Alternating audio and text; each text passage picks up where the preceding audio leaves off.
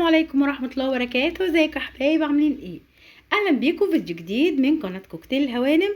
ان شاء الله باذن الله الفيديو بتاعنا النهارده يكاد يكون فيديو مميز وقرب الى قلبي. اعشق ريحته قبل ما اعشق طعمه. طبعا ريحته وطعمه. انت بتتكلمي على ايه يا هالة؟ ايوه بالظبط كده، بتكلم عن الفسيخ. هنعمل مع بعض النهارده، نكسر الفسيخ في البيت او نخلي الفسيخ في البيت، ما اشتريهوش بأثمان عاليه. وغير كده ما اعرفش بقى الميكروبات اللي اتجمعت فيه، ما اعرفش هل المصدر بتاعه ده صحيح زي ما بيتقال ولا ايه. اهم حاجه عندنا النهارده ان احنا نكون محضرين شويه الحاجات البسيطه دي اللي في الاخر تاكلي اكله فسيخ جباره بسببها. عندنا اول حاجه البوري بتاعنا. البوري، ايوه البوري مش الطبار. في شكل البوري كده نفس المنظر بس بيختلف عنه في حاجات هقولها لك دلوقتي. ده الطبار ده طبعا ما ينفعش خالص. عايزه اقول لك اسفه، هيدود منك. فهتعملي ايه؟ هتجيبي البوري اللي بيبقى، بصي الزعانف بتاعته اللون الاحمر ده بيدل على انه بوري طازه. تمام. بصي طريقه البق بتاع السمكه، بصي مدبب كده. تمام. واخد الشكل البيضاوي كده. ده البوري اللي تقدري تكسريه وانت مغمضه كده وتعرفي ان هيطلع معاكي. وكمان لازم السمكه تبقى سمينه كده. بصي همسكها لك انا دلوقتي. تبقى السمكه شكلها ايه؟ يفرح كده زي ما بيقولوا بالعاميه. سمكه قيمه كده مليانه، ما تكونش ناشفه عشان تقدري تستمتعي بيها. معانا ورق لوري، معانا كركم، معانا شطه حمراء، معانا ملح خشن هفتحه دلوقتي اوريهولك. طب ليه الشطه الحمراء؟ الشطه الحمراء بتمنع ان ياخد ميكروب او يبقى فيه دود، يبقى نظيف، تمنع عنه الدود خالص. وورق اللوري والكركم بيدي طعم ونكهه. الملح الخشن مش الملح الناعم. ينفع بالملح الناعم يا هلا؟ ينفع بالملح الناعم بس هيحدق معاكي قوي.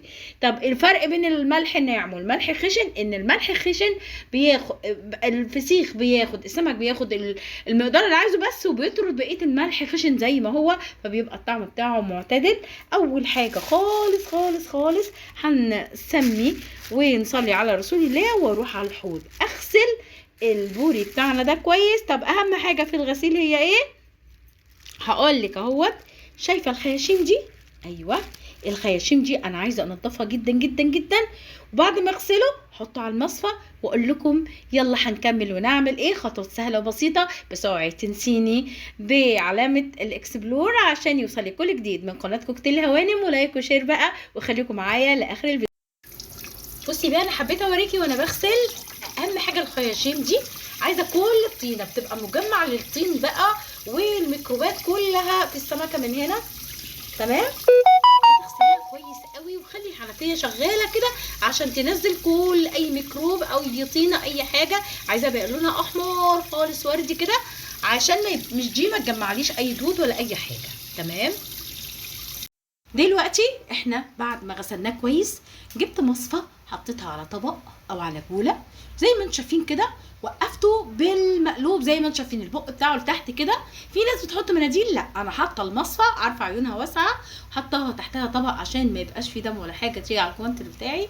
زي ما انتم شايفين كده هسيبه على هذا الوضع كده زي ما انتم شايفين. ياخد مثلا 4 ساعات. طيب عايزه تشطري اكتر ياخد لحد الساعه 11 بالليل زي ما انت عايزه. المهم ان شاء الله يا رب يكون 3 ساعات بس ولا ساعتين بس.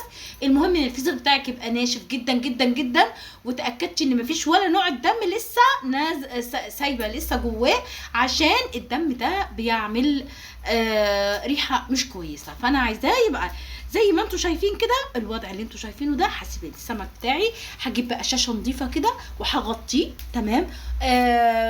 فوطه طريه تكون نظيفه وهغطيه واسيبه كده الوقت اللي احنا اتفقنا عليه. ونرجع تاني عشان نكمل الفسيخ بتاعنا. هوريكم تقليبه الحاجه بتاعته عبال هو بقى ايه ما ياخد يجي مع بعضه كده. اكون خلصت الغداء، اكون خلصت اللي ورايا، ارجع واعمل معاكم الفسيخ.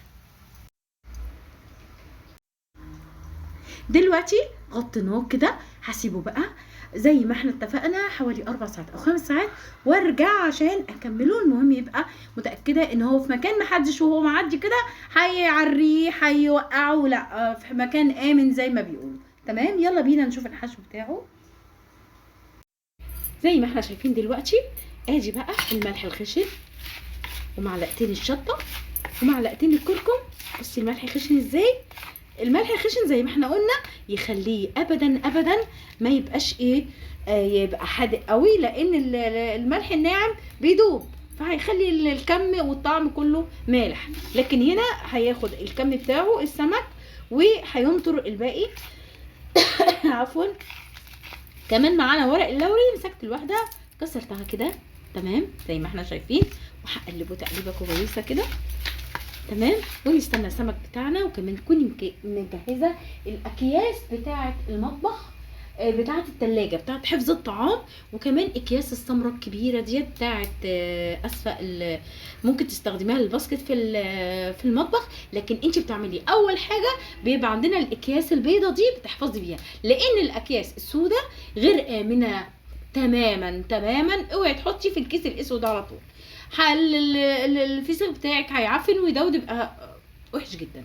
احنا بقى هنحط في الاكياس البيضاء الاول، وبعدين نرجع نحط في الاكياس السمراء تحفظها تمام. ونستنى بقى، واوعى تروحوا بعيد، يلا على طول اديني لايك عشان نكمل مع بعضينا عمايل الفسيخ بتاعنا. دلوقتي سيبنا السمك بتاعنا اكتر من 7 ساعات، كمان سهيت عنه خالص وكان عن قصد كمان عشان اتاكد ان مفيش اي دم اي ميه والسمكه تبقى ناشفه خالص. بصوا كده انا عايزه اوريكم قد ايه السمكه بقت ناشفه حتى واخده الوضع بتاعت. دلوقتي بقى هاخد اول سمكيه كده، بسم الله الرحمن الرحيم. هفتح الخياشيم بتاعت السمكيه كده، وبالمناديل او بقطنه او بقماشه بيضه نظيفه اهو. انا بالمناديل بصي همسح خالص اي دم موجود. دلوقتي انا فتحت الخياشيم، بصوا طلعت ايه، مش عايزه اي اثار خالص بالمنديل كده لاي دم او اي حاجه، نشفها كويس خالص خالص. دلوقتي انا نشفت كويس قوي قوي الفسيخ بتاعي. الفسيخ انا بصوا مشتاقه له، البوري بتاعي نشفته جدا بصي خلاص ما فيهوش اي ميه واي دم.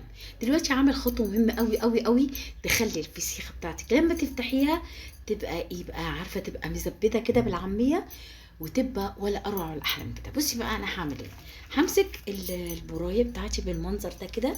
بصي اعمل لها مساج اهو بالمنظر ده كده. بصي اعمل لها مساج بطري كده بقى انا، فبعمل لها مساج كده في المناطق الا اسيب السلسله لقدام واجي كده اهو، عشان لما اجي افتحه يبقى السلسله اللي هي الشوكه اللي دي بتبقى سايبه من الايه، من اللحم بتاعه كده. غيرها بقى كده بص كده سهله قوي، بعمل لها مساج كده ايوه كده اهو. الناحيه التانيه شايفين ايوه، وما يبقاش ناشف بقى معايا هكذا على التوالي لحد ما خلصت المقدار كله كده زي ما احنا شايفين. ايه رايكم؟ سهل خالص مفيهوش اي حاجه. طب دلوقتي هبدا بقى هعمل كده، هجيب الملح بتاعي، قلبت بقى الملح الخشن والشطه والكركم تمام. هعمل كده بقى، هاخد كده بصوا هحط في الخياشيم اهو. طبعا لازم استخدم صوابعي عشان ادخل بيها، شايفين اهو كده كده كده. كل الخياشيم اهم مكان في السمكية الخياشيم يتملى بالملح اهو. طب ايه كمان، همسك كده وامشي على السمكية في الجناب كده. ايه رأيكم؟ دلوقتي اهو سمكية تانية هدخل فيها الملح بتاعي واتاكد ان الخياشيم اتملأت كده بالايه، بالملح. شايفين اهو زي ما احنا شايفين كده اهو. عايزه اقول لك ان ورق اللوري ده بيخلي الريحه روعه جدا جدا جدا. عارفه بقى لما تفتحي عليه مش ريحه فسيخ بقى اللي هي بتبقى والعياذ بالله ريحه وحشه قوي، ده ريحه تشهي بقى. انا عايزه اكل ده على طول اول ما افتحه. شايفين بقى الفها لفه كويسه كده اهو. بصوا بقى زي ما احنا شايفين كده الملح، اتاكد ان بقى كل الخياشيم بتاعته مليانه ملح هكذا اهو. تمام اهو، والفها كده. ابدا بقى. طيب انا هشيله ازاي؟ هجيب اكياس بيضه مش اكياس سودا. الاكياس السودا دي تحفظيها من الضوء، لكن اللي جوه كلها اكياس بيضه. ممكن تحطي واحده واحده في الاكياس اللي هي بتاعه حفظ الطعام، كل واحده لوحدها. وممكن تجيبي اكياس بيضه نظيفه هتحطيها كل سمكايه. هوريكي دلوقتي ازاي تشيليها. تمام، يلا بينا. الكيس بتاعي ناشف تماما، هرش فيه شويه من الملح بتاعي كده. تمام، وامسك السمكيه. بصوا اهو، شفتي انا حطيتها ازاي، وارش عليها رشه من الملح. طيب السمكيه اللي بعدها يا هاله، هقول لك اهو، هقول لك كنت جايه كده وعاملاها بالعكس. بصي بقى بعكسها، ايه رايك؟ ونحط كمان رشه من الملح، وهكذا وهكذا لحد ما اخلص واقول لك هقفل عليه ازاي. دلوقتي حبيباتي زي ما انتم شايفين كده، جبت علبه لحفظ الفسيخ بتاعي زي ما انت شايفه كده. ده اول كيس حطينا فيه، بس انا عايزه اوريكي المنظر الاخير للسمك بتاعي البوري قبل ما اقفل عليه. شايفه اللون الكركم بقى الذهبي ده؟ متخيله بقى وانا قاعده معاكم كده وانا بفتحه كمان بالظبط كده. هنقوله 6 ايام، لا هنقوله 8 ايام عشان يبقى بيرفكت ويبقى طعمه لذيذ جدا ويبقى استوى كمان زي ما انتم شايفين كده بمشيئه الله. ان شاء الله 8 ايام 7 ايام اسبوع هفتح عليه معاكم واوريهولكم يبقى شكله ايه ان شاء الله. اول حاجه اطلع الهواء بقى، اطلع الهواء خالص من الكيس، اتاكد واقفل قفله جامده هوريها لكم دلوقتي. انا دلوقتي حطيته في 3 اكياس بيضه، كل كيس اتاكد ان اطلع منه الهواء لحد اخر كيس. رحت ربطوه كويس زي ما انتم شايفين كده. اجيب بقى الاكياس السوداء عشان تحجب الضوء عنه، عشان السوا بتاعه يبقى سوا صحيح. تمام، دلوقتي زي ما احنا شايفين جبت كيسين سمر هم حطيتهم في بعض. طلع برضو الهواء منهم خالص خالص كده كده. شايفين؟ ايوه، اتاكد بقى الفه لفه كويسه كده. شايفين بقى اهو زي ما احنا شايفين كده. اللفه دي تطلع برضو لسه في هوا، هطلعه مش هسيب هوا خالص. ايوه كده اتاكدت ان الهوا طلع خالص. الف بقى، الف الف الف كمان كمان كمان. ايوه كده، هخلي اللفه لتحت كده. اجيب العلبه بتاعتي وهروح حطاها بالمنظر ده. طيب كل يومين او كل يوم بالليل قبل ما انام هروح جايبه الوضع ده اخليه لتحت.